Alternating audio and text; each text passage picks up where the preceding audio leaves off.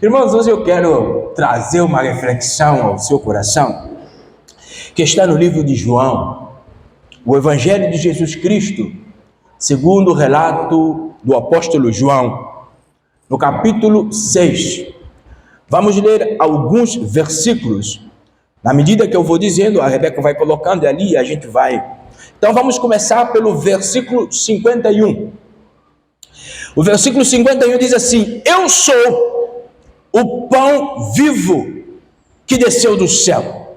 Se alguém comer deste pão, viverá para sempre. E o pão que eu darei pela vida do mundo é a minha carne. 53. Então Jesus disse: Em verdade vos digo, se não comerdes a carne do Filho do Homem, e não beberdes do seu sangue, não tereis vida em vós mesmos. Quem come a minha carne e bebe meu sangue, tem a vida eterna, e eu ressuscitarei no último dia. 55. Porque a minha carne é verdadeira comida, e o meu sangue é verdadeira bebida. Quem come a minha carne e bebe o meu sangue, permanece em mim, e eu nele. 57. Assim como o Pai que vive me enviou, eu vivo por causa do Pai, assim quem de mim se alimenta, também viverá por minha causa. 60. Ouvindo isso, muitos dos seus discípulos disseram: Essa palavra é dura, quem a pode suportar? Mas sabendo Jesus no íntimo que seus discípulos criticavam suas palavras, disse-lhes: Isso vos escandaliza? Como sereis então, se vês subir o Filho do Homem para onde primeiramente estava? 63. O Espírito que é da vida, a carne não. O Espírito é o que dá vida, a carne não serve para nada. Mas as palavras que eu vos tenho falado, são Espírito e vida. 64. Mas há alguns de vós que não creem, pois Jesus sabia desde o princípio quem eram os que não criam e quem o trairia. 65. E continuou: Por isso vos disse que ninguém pode vir a mim se não lhe ser concedido pelo Pai. 66. Por causa disso, muitos dos seus discípulos voltaram para trás e deixaram de os seguir. Então Jesus perguntou aos 12: Vós também quereis retirar-vos? 68. Simão Pedro respondeu-lhe: Senhor, para onde iremos? Tu tens a palavra de vida eterna, e nós cremos e sabemos que tu és o Santo de Deus. Obrigado, Senhor, pela tua palavra. Ilumina, Senhor, o nosso entendimento, e o Espírito Santo aplica esta palavra a nós nesta noite, em nome de Jesus. Amém. Nós oramos assim. Então, o que nós vemos aqui é um texto longo nesta noite para nossa leitura, mas é necessário até mesmo para nós entendermos o contexto por trás do texto. Eu quero simplesmente falar nesta noite nos versículos 68 e 69. Mas eu precisava ler os anteriores para nós entendermos este contexto. Eu quero repetir esse texto que eu vou pensar com os irmãos nesta noite. Ele diz assim: Simão Pedro respondeu: Senhor, para onde iremos nós? Para onde iremos nós? Isso depois de o Senhor ter indagado a ele e dizer: E vocês não querem partir? Ele disse: Para onde iremos nós? Porque só o Senhor tem a palavra de vida eterna, e nós sabemos que o Senhor não é um mero professor, nós sabemos que o Senhor não é um mero mestre, nós sabemos e temos visto que o Senhor, porque nós reconhecer é ver que o Senhor é o Santo de Deus. Irmão, repara que Jesus, ele após de uma dura instrução aos seus discípulos. Jesus fala em todo esse capítulo 6, ele começa a dar uma instrução sobre a necessidade daqueles que dizem estar com ele terem um verdadeiro compromisso com ele. Aquilo que Jesus diz aos seus discípulos é que ele precisava estar neles e eles precisavam estar nele, mediante um compromisso fiel. E esse compromisso era traduzido em: comem da minha carne e bebem do meu sangue. Irmão, imagine você e eu lá, naquele primeiro discurso de Jesus, em que Jesus está presente e Jesus está discursando. Jesus está dizendo para nós: vocês precisam comer a minha carne, vocês precisam beber o meu sangue, senão vocês não têm pacto comigo, senão vocês vão morrer. O que é que a gente acha? Hoje, para nós, a gente compreende o que ele quis dizer. Mas para o seu destinatário originário, eles não compreendiam o que Jesus estava dizendo. Por isso, a solução deles era: será que o homem está agora assim meio canibal? Ele está com uns desejos meio esquisitos para a gente pegar nele e comer? Que negócio meio terrível é esse? Mas aquilo que Jesus estava ensinando para eles não ficou só no tempo deles, ultrapassou toda uma história e chega até nós. A lição que Jesus estava dando para esta primeira igreja é a lição que ele dá para nós hoje. Aqueles que estão com ele precisam ter compromisso com ele. Aqueles que estão com ele, ou aqueles que dizem estar com ele, precisam verdadeiramente comer do seu corpo e beber do seu sangue. Isto é igual a compromisso, fidelidade, lealdade ao Senhor Deus. E é só isso que ele espera de nós. Deus não espera de nós mais nada do que lealdade. Deus não requer de nós mais nada do que fidelidade. De verdadeiramente entendermos que o andar com Jesus pressupõe carregar a nossa cruz todos os dias, pressupõe negar a nós mesmos, pressupõe tomar o pão da vida, cujo ele se identifica como pão. Sem esse pão, todos vão morrer. O homem procura esse pão de forma, por vezes, frustrante, com as suas lutas diárias, só que não acham. Sabe por quê? Porque não estão indo para a fonte do pão inesgotável. Esta fonte se chama Jesus Cristo. Enquanto estivermos procurando pão fora da fonte que é Jesus, jamais haveremos de encontrá-la. Jamais haveremos de encontrar o pão da vida. E Jesus está falando aos seus discípulos: eu quero que vocês comam desse pão. Esse pão que alimenta verdadeiramente. Este pão que no literal ou no figurado alimenta o homem. Porque a palavra de Deus, ela é um alimento para nós. Haja vista que Jesus, passando 40 dias jejuando, orando, se consagrando, o inimigo chegou para ele e disse: aí você está com fome, você precisa de um pãozinho. Ele diz: olha, não só do pão viverá o homem, mas de toda a palavra que sai da boca de Deus. Essa palavra, ela não é simplesmente um enfeite para nós carregarmos do braço e do baixo no dia de domingo. Essa palavra, ela precisa alimentar a nossa alma, a nossa vida, a nossa psique, para evitar cenas como nós temos visto aberrações nesses últimos dias na mídia. Dos ditos pastores, cantores, falando besteiras porque divorciaram da Bíblia. E agora querem seguir pensamentos. Jesus está propondo que a gente coma do pão. Esse pão que simplesmente nos encoraja, que nos dá força para caminhar, para lutar as nossas vidas, as nossas lutas. Esse pão que nos encoraja a procurar o outro que está caído e dar-lhe a mão para levantar. Este pão que nos faz dobrar os joelhos e adorar e orar. Mas esse pão que exige de nós um compromisso vital, um compromisso visceral, um compromisso da alma. É este pão Para onde iremos nós se negligenciarmos o pão da vida? Irmãos, os discípulos de Jesus, depois de ouvir Jesus falar sobre o compromisso que precisava ter com Ele, muitos saíram.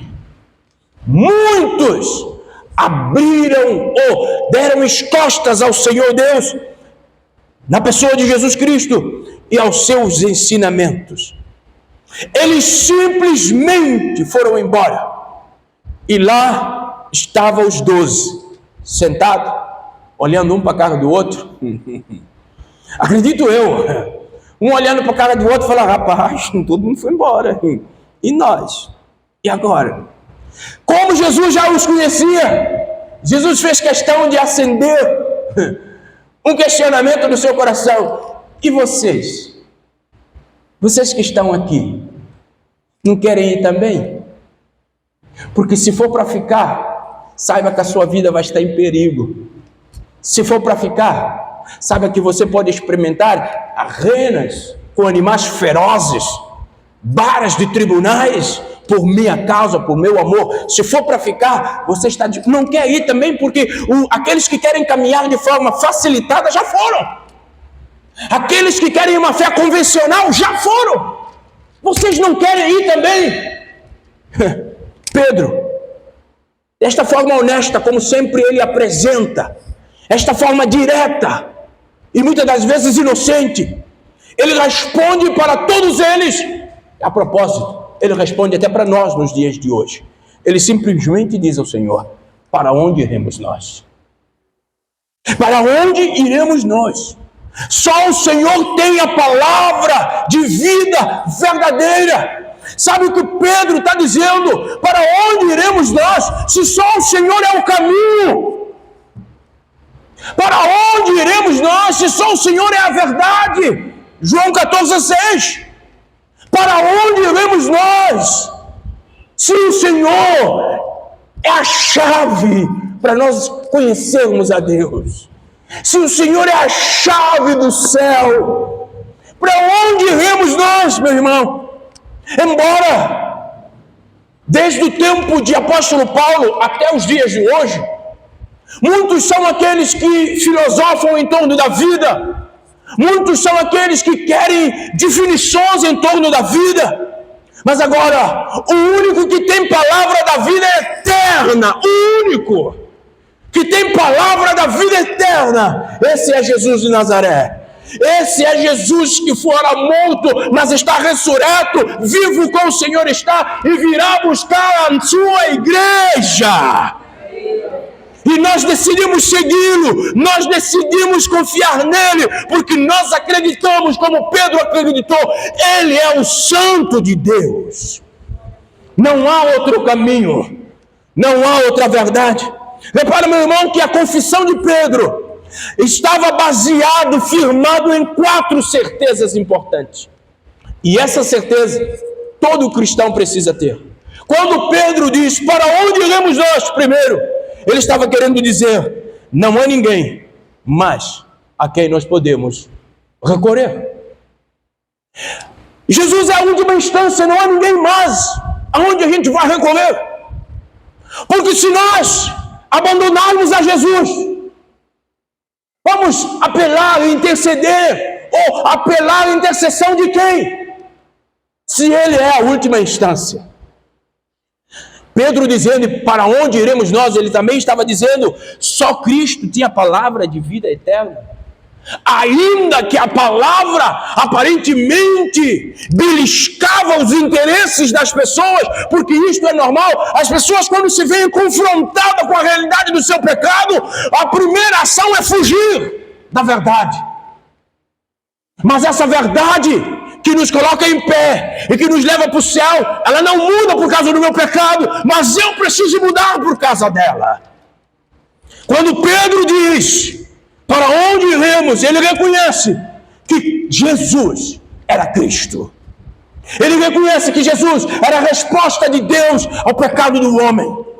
Que Jesus era a solução de Deus para a perdição do homem. Quando Pedro diz: para onde iremos nós? Ele reconhece que Cristo era Filho de Deus. E esse tipo de confissão só faz quem é nascido de novo.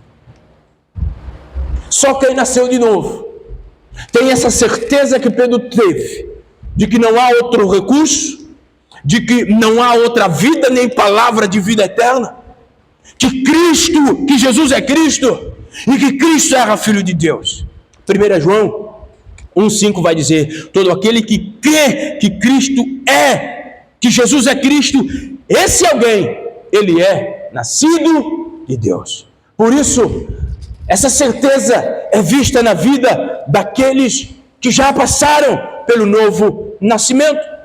Repara que Pedro tinha entendido a palavra de Cristo diferente daquela multidão que o abandonou.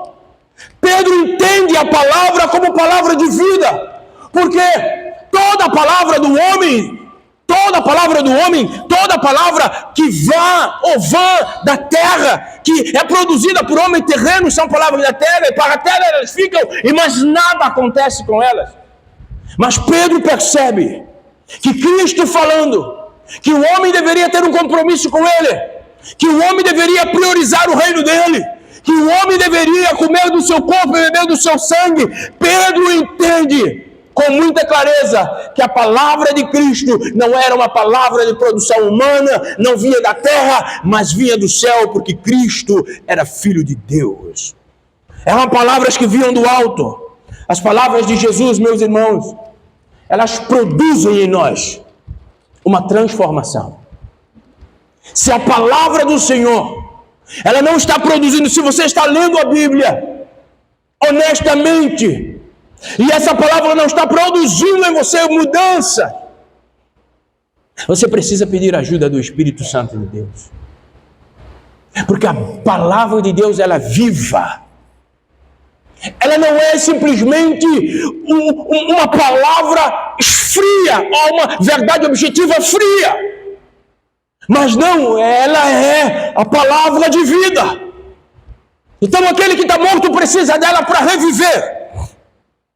Jesus, as palavras de Jesus possuem densidade, possuem profundidade, que outras palavras não têm, que palavras de homem nenhum não tem.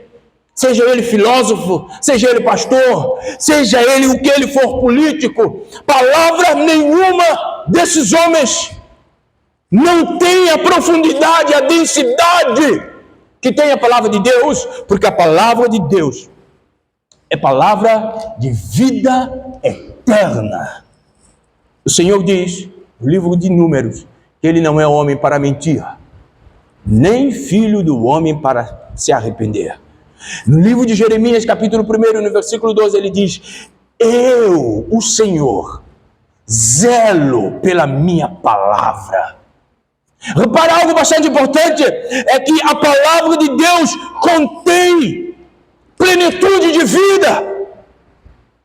Ela não tem fim, meu irmão, porque ela é a própria vida de Deus. A sua palavra é a vida de Deus em nós.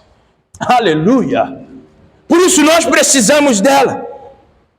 Eu falei anteriormente, as pessoas procuram vida, as pessoas procuram viver, só que no lugar errado. Porque a fonte da vida, a palavra que traz vida, só Cristo tem. Se o homem fosse bem inteligente, como alguns acham ser, procurariam Cristo Jesus, porque Ele é a fonte de toda a vida. E só nele nós temos a plenitude de vida, porque nós vivemos bem aqui, e nós ainda temos uma vida eterna nos esperando na glória. Sabe, irmão, a maioria de vezes, nós nos portamos igualmente àqueles discípulos de Jesus que o deixou. Sabe? Por vezes nós temos uma rapidez ou uma insensibilidade de quando a gente lê um texto como esse, a primeira coisa que vem à nossa mente é um senso de justiceiros celestiais. E a gente já vem com o pensamento, mas por que abandonar Jesus? Deixar Jesus virar as costas para Jesus está falando com ele. Que falta de educação esse povo teve, não é não? A bem da verdade é que nós nos comportamos muitas vezes como eles. Sempre que nós somos confrontados com a palavra de Deus, para termos um compromisso maior com Deus e com a sua igreja, nós damos costa para Ele. Ah, não tenho tempo. Ah, não, porque não posso. Ah, não, porque... Ah, não. Estamos fazendo exatamente o que eles fizeram. Sabe, todas as vezes quando nós somos confrontados para, de certa forma, ou quando os nossos interesses, eles são tocados. Ah, porque não eu e ele? Por que não eu? Porque não é do meu jeito? Porque não é da minha forma? Ah, eu não quero mais também. Aí a gente faz aquele biquinho exponencial, sabe? Aquele biquinho, e sai como dando as costas, batendo porta. Estamos fazendo a mesma coisa que aqueles infelizes fizeram. E arrumamos 1000 desculpas, simplesmente para não assumir a nossa pequenez e imaturidade. Meu irmão, nós precisamos saber que Jesus, quando nos corrige, Deus, quando nos corrige, Deus, quando Ele nos confronta, é porque Ele nos ama. Provérbios 23, 24. O Pai corrige o Filho que ama. A repreensão de Jesus é uma expressão de amor pelo cristão. Quando Jesus nos chama para mais compromisso, e quando nesse compromisso Ele nos corrige, é porque Ele nos ama, é porque Ele nos quer no céu. Quando o Senhor institui autoridade, quando o Senhor sobre as nossas vidas, e eles estão aqui para nos exortar, nos disciplinar, nos admoestar, e quando fazem isso em causa ou não nossa, é por amor às nossas vidas, para que a gente encontre Jesus, para que a gente encontre com Jesus. Não há espaço para outro pensamento, porque o pensamento de Jesus é: eu repreendo aquele que eu amo. Jesus nos ama tanto que Ele não quer que a gente vá para longe dele. Mas algumas coisas importantes eu quero tirar aqui para nossa meditação. Anote aí no seu coração e no seu caderno, nessa noite. Eu só quero pensar agora nesses 2 textos e fazer algumas perguntas para você. 66, o versículo diz assim: por causa disso, muitos dos seus discípulos voltaram para trás e deixaram de segui-lo. Simão Pedro, no 68, diz: Simão Pedro respondeu: Senhor, para onde iremos nós? O meu primeiro questionamento é: se eu e você, nós podemos deixar o Senhor Jesus, mas onde nós haveremos de encontrar um amigo fiel como Ele? Nós podemos abandoná-lo como aqueles discípulos o abandonaram, mas aonde nós vamos encontrar uma pessoa tão maravilhosa quanto Ele? Irmãos, a quem havemos de seguir se só Cristo é o fiel e verdadeiro amigo? Só Ele é o amigo que não nos decepciona. Só Ele é a ânsia do amor que habita dentro de nós e que nos define como ser humano. Se só Ele é que tem o desejo de uma intimidade, de um relacionamento conosco, sem outros interesses. O desejo de Cristo é que o relacionamento conosco nos proporciona o bem-estar e a vida com Ele. Jesus não quer que a gente fique com Ele para ganhar alguma coisa em troca. Me diz uma coisa: se a gente abandonar Ele, se a gente ignorar Ele, quem haverá de merecer a confiança de substituí-lo na nossa vida? Para quem sente Jesus no coração, para quem saboreia as palavras de vida eterna, não há para onde ir mais. Não há prazer em mais nada. Foi aquilo que Pedro ele vai dizer: para onde nós vamos? Depois de ouvir estas palavras, depois de saborear o ensinamento do Senhor, depois de honestamente andar contigo, de lealmente sofrer as marcas do Senhor, para onde nós iremos? Não há outro caminho a ser trilhado, não há outro amigo a ser confiado. Quando, meu irmão, quando os outros às minhas voltas afastam-se de Jesus, quando me deixo levar mais pelos critérios da conveniência e não pelo critério do Evangelho, eu ouvirei uma voz trilhando, ou na verdade, interliando o meu ouvido. E essa voz é do Senhor sempre dizendo para nós: você vai me abandonar? Esse é o caminho que você vai seguir? Você está disposto mesmo a procurar outra pessoa para me substituir? Sabe algo bastante importante? Jesus sabia quem o haveria de abandonar. Jesus sabia quem o haveria de trair. Mas sabe o que ele fez? Ele tratou todos da mesma forma, com o mesmo amor, com a mesma dedicação. Deixou cada um agir com toda a liberdade. Em nada condicionou-lhes, porque estavam entregues a seus próprios corações. A questão é, Jesus não força ninguém a tê-lo como verdadeiro Senhor, Salvador, mas a questão é, se a gente não tê-lo como Senhor e Salvador, para onde iremos nós?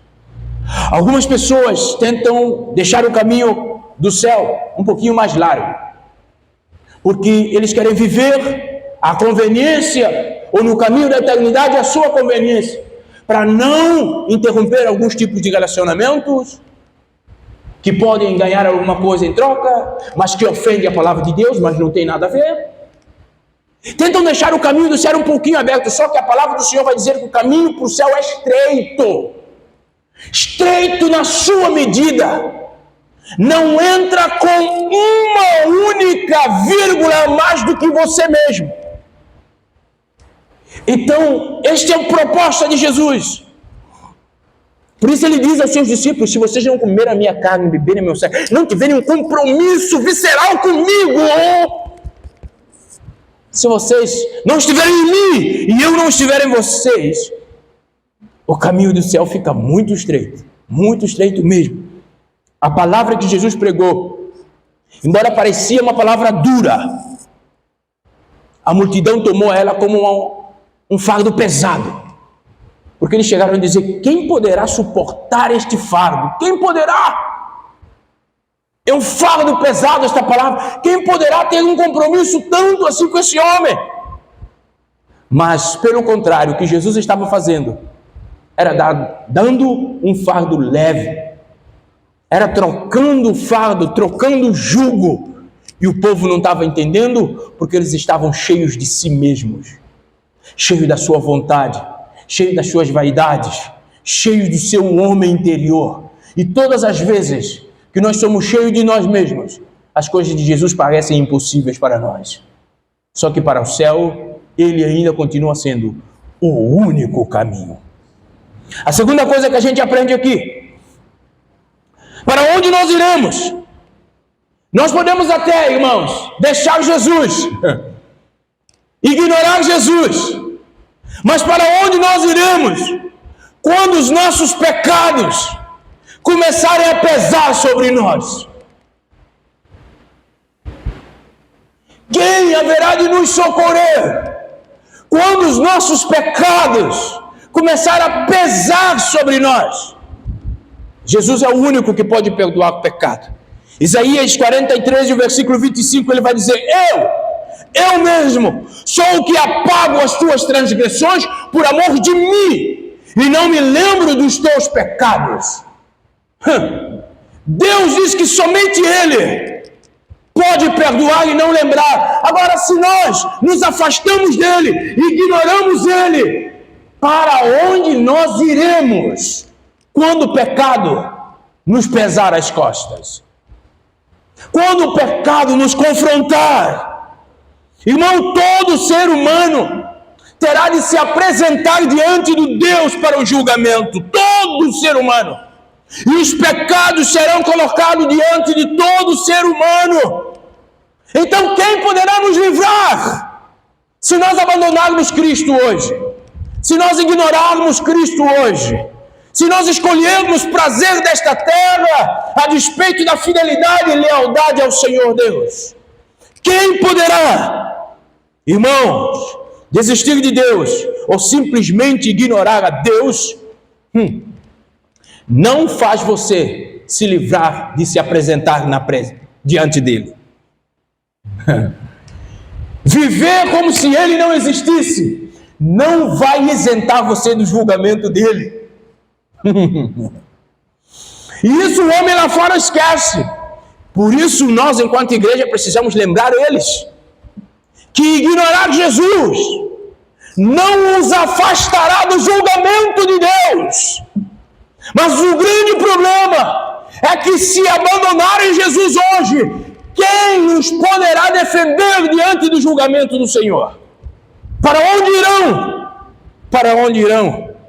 Porque Deus, Ele chama cada um de nós para uma atitude de coragem, de vencer o pecado, de dizer não à mornidão, à frieza espiritual, a uma vida espiritual totalmente subjetiva, privada. Deus diz não, Ele não nos deu um espírito de covardia. Nós precisamos sair, nós precisamos evangelizar, sim, isso agrada a Deus, avançar pela fé. A vitória sobre o pecado que habita em nós, ela virá só em Cristo Jesus. Terceira coisa que nós podemos aprender. Quando Pedro diz, para onde iremos nós? Nós podemos até, as pessoas podem ignorar Jesus. As pessoas podem deixar Jesus. Mas para onde iremos quando o Espírito Santo começar a revelar as coisas escondidas que fazemos? Porque o Espírito Santo de Deus, ele sabe e conhece todas as coisas. Inclusive aquelas que você e eu não queremos que ele saiba. Sabe aquela? Ele sabe. A questão é, se nós ignorarmos a Jesus Cristo, que é o intercessor, que é o advogado, para onde nós iremos quando o Espírito Santo trazer a baila? Quando o Espírito Santo trazer a revelação de tudo aquilo que a gente anda fazendo no pensamento, no coração, nas mãos, nos pezinhos, para onde nós iremos? Quando Ele começar a manifestar todas essas coisas, não há nada que façamos e que consigamos esconder diante de Deus que ninguém descubra. Os olhos do Senhor estão sobre toda a terra. Nada foge do Senhor. Sabe que conta-se que certa vez o pastor ficou desanimado com a igreja. E falou assim, bom, adeus, eu vou me embora. Quer saber não. E vou já falar para o Senhor que eu até vou sair, não quero saber mais da fé. Fiquei triste. E aí resolveu ir numa festa, num baile. O pastor, num baile. Aí chegou lá no baile, entrou no baile, chegou lá, perto de uma mesa das coisas de venda das bebidas, e lá tinha uma menina. E o pastor chegou perto da menina, e quando chegou lá, a menina olhou para ele e começou a chorar. E falei, meu Deus do céu, ô pastor, você me conhece? O Senhor veio me buscar, foi? O pastor falou, meu Deus do céu, nem para desviar presta o pastor. Vem, menina, sai daqui, se nesse lugar. Os olhos do Senhor estão em todo lugar, meu irmão. Não há nada que você faça que Ele não vê. Então, se a gente abandonar Ele, se a gente não viver com compromisso com Ele, quando o Espírito Santo começar a revelar os nossos pecados, para onde iremos nós? Quem irá nos defender? Sabe, no livro de João, capítulo 4, há uma história fantástica. Uma mulher, a partir de 17, 18, até 20 e pouco, uma mulher chega simplesmente e Jesus diz: olha, vai buscar seu marido. E ela chega para ele e diz: não tenho marido. Jesus falou: uau, parabéns para você, falou verdade, pelo menos uma vez na vida. Por quê? Porque você já teve 5, e aquele que tu tem agora não é seu. Você falou mesmo que não tinha, muito bem, porque aquele que Deus não é seu. E a mulher ficou: meu Deus do céu, ele sabe tudo. Chegou na cidade: olha gente, eu conheci um homem que sabe tudo, falou tudo da minha vida. Sabe por quê, irmãos?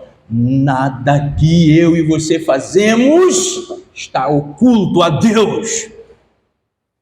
Só que haverá um momento que virá clara, ainda que você não queira que venha.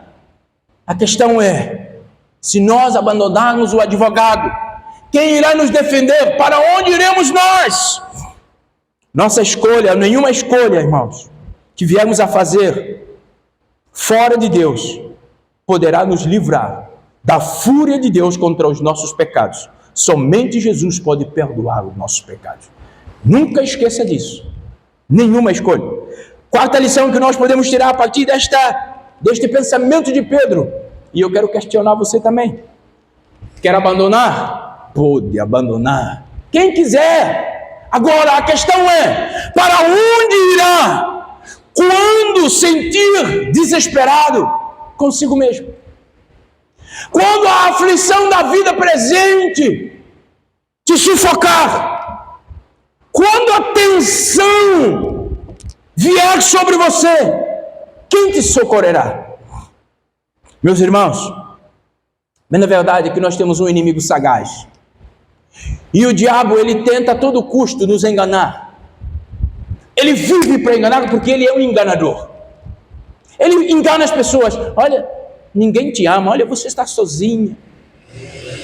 O pastor nunca olha para você.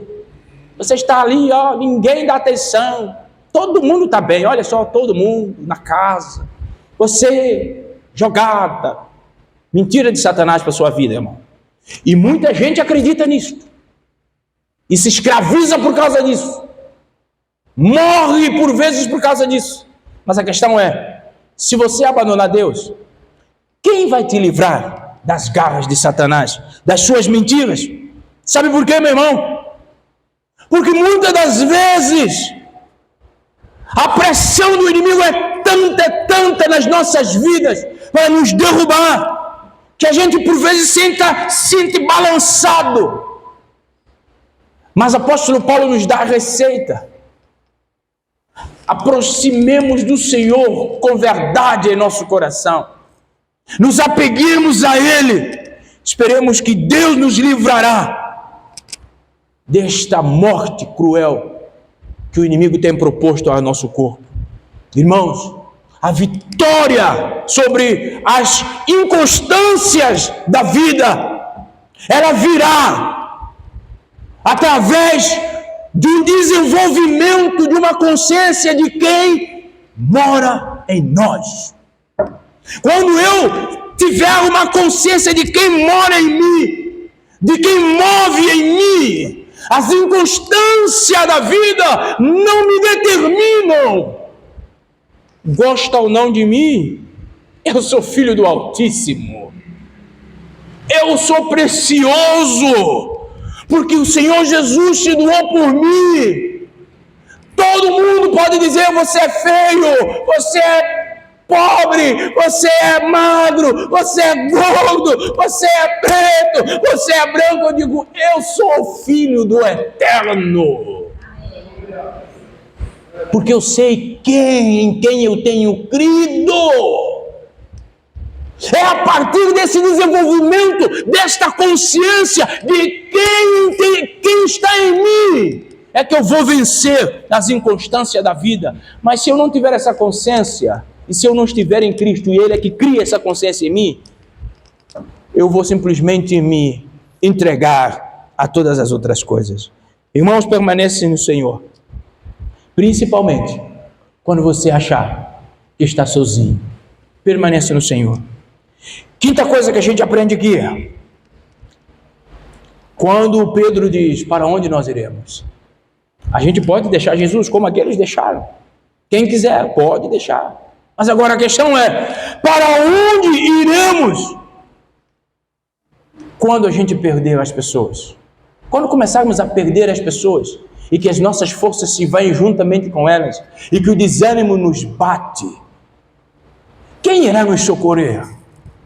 Quem irá nos consolar?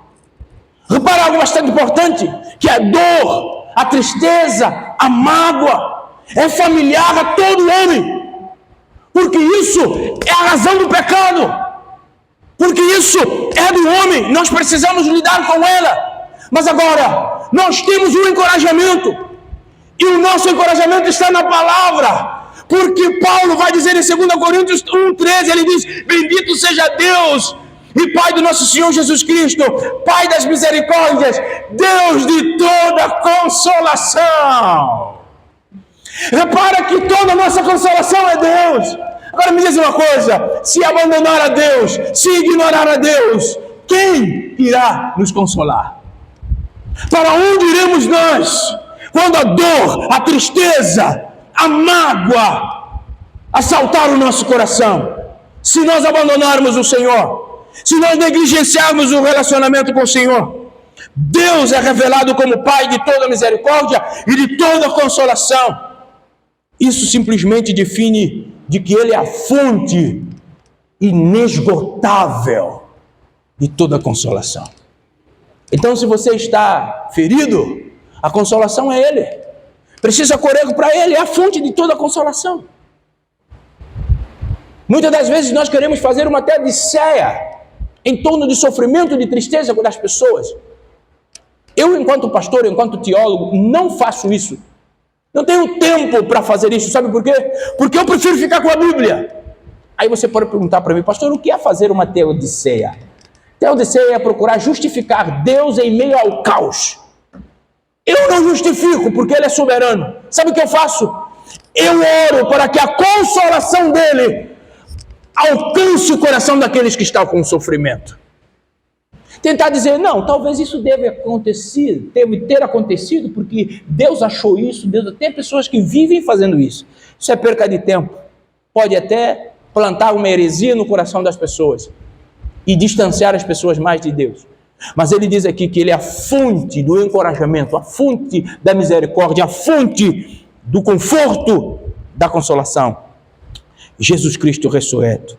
Sexto e último, quando o Pedro diz, para onde iremos nós? Algumas pessoas podem deixar a Deus, podem virar as costas para Deus, podem ignorar simplesmente a Deus. Mas a questão que se põe é, para onde iremos nós? Quando a graça, ou quando nós precisarmos da graça de Deus, na hora da nossa morte. Para onde iremos nós? Se aqui nessa terra abandonarmos a Deus, para onde iremos nós? Quando a morte bater a porta.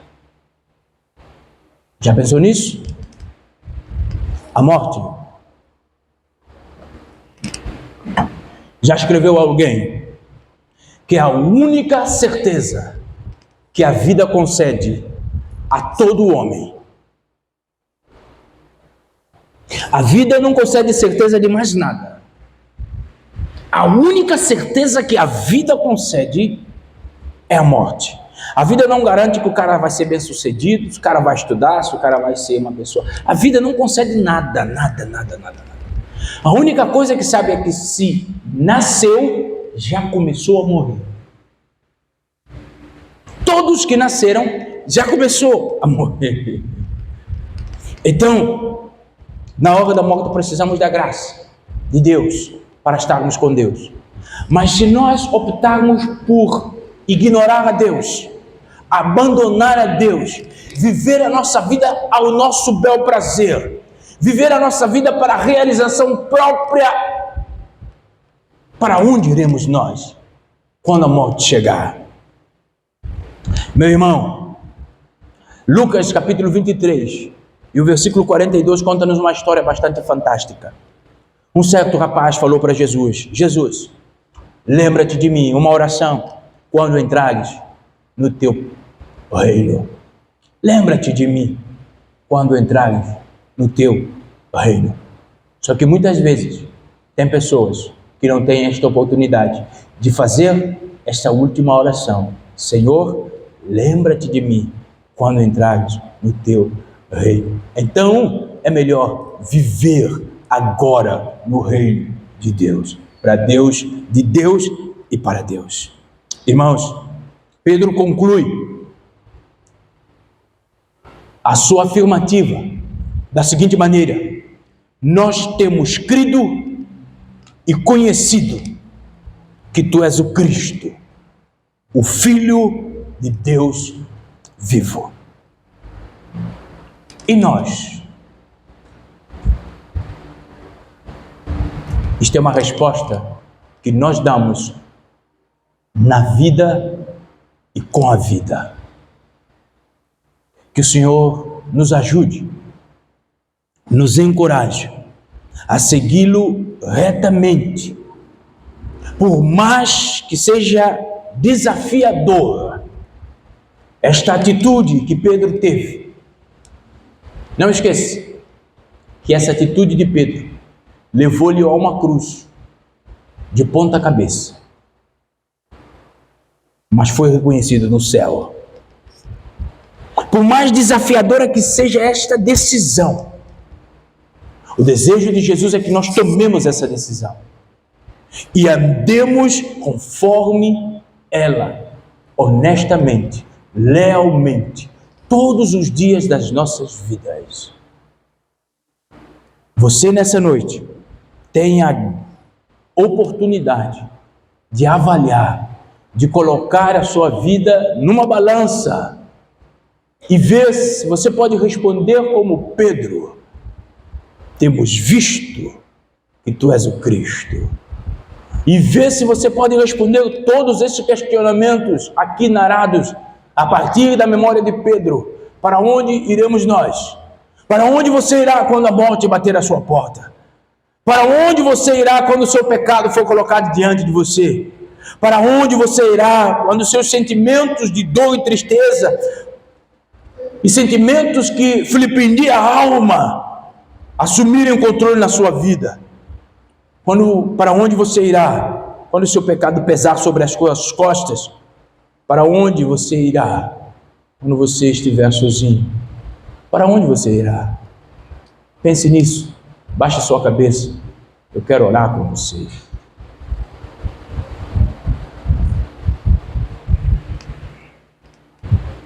Jesus, filho de Davi, eu creio em Ti. Eu sei que o Senhor é bom e a Tua palavra é viva, é vida. Ela nos molda, nos anima, nos encoraja, nos constrange, nos confronta, tudo para o nosso bem. Deus, para onde nós iremos? O nosso desejo é estar junto de Ti. Esse é o desejo do nosso coração, estar contigo, viver com o Senhor. Pai, amado Jesus, livra-nos, Senhor, de toda enganação. Livra-nos, Senhor, de todo tipo de tendências de viver uma fé convencional. Livra-nos, Deus, de tentar alargar o caminho do céu para agradar os outros. Livra-nos, Pai amado, de toda mornidão. Guarda o nosso coração para não pecar contra Ti, contra o nosso irmão. Afasta do nosso coração toda a vaidade. Coloca em nós um coração puro, um espírito reto. Ah, Jesus, ajuda-nos, Senhor, nesta noite. como o Senhor Jesus. O Senhor ajudou os discípulos e através deles a palavra chegou até nós. Ajude-nos, Senhor, de maneira que a palavra chegue aos outros que virão depois de nós através das nossas vidas, Senhor.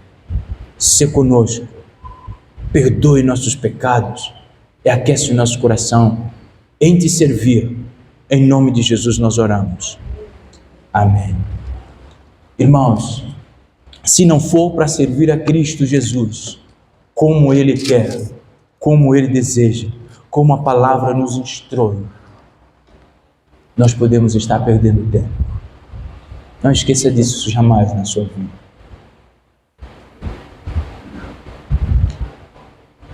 Existem perguntas que Jesus fará a nós. E uma delas não será: quantas vezes você foi na igreja? Não será: quantas vezes você cantou? Quantas vezes você pregou? Ali no púlpito exponencial, com o microfone de Rúbius. Ele não vai perguntar isso. Quantas vezes vocês, irmãs, deixaram a igreja exponencial? Ele não vai perguntar nada disso.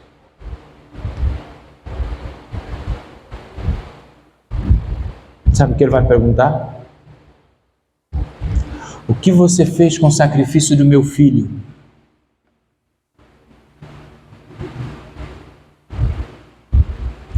O que você fez com o dom que eu te dei?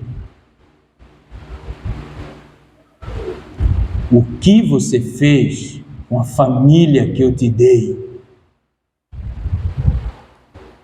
É isso que ele vai te perguntar.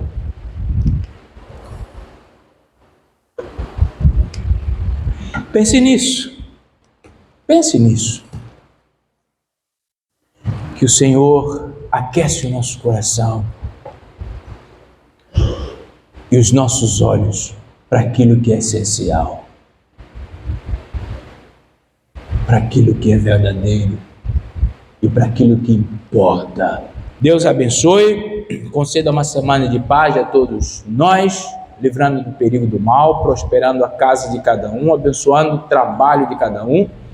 E os irmãos que nos visitam, alegra muito o nosso coração ter a vossa visita, e sempre que puderem estar conosco, é sempre um prazer ter vocês aqui, viu? Deus abençoe grandemente. Vamos ficar de pé, vamos orar, vamos para casa.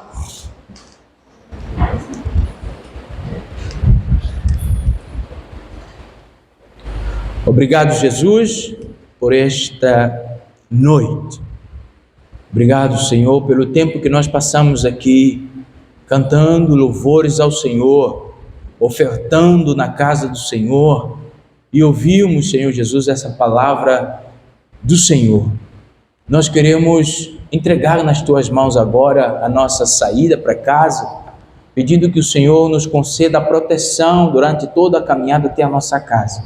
Igualmente, pedindo que o Senhor abençoe esta igreja no decorrer desta semana, pedindo que o Senhor guarde a vida de cada um dos meus irmãos, na sua vida, Senhor, cotidiana, em seus trabalhos, nas suas famílias, a mão do Senhor que esteja sobre eles, perdoando os seus pecados, animando-os a seguir o Senhor e desenvolvendo neles o amor pelos seus familiares, Pai.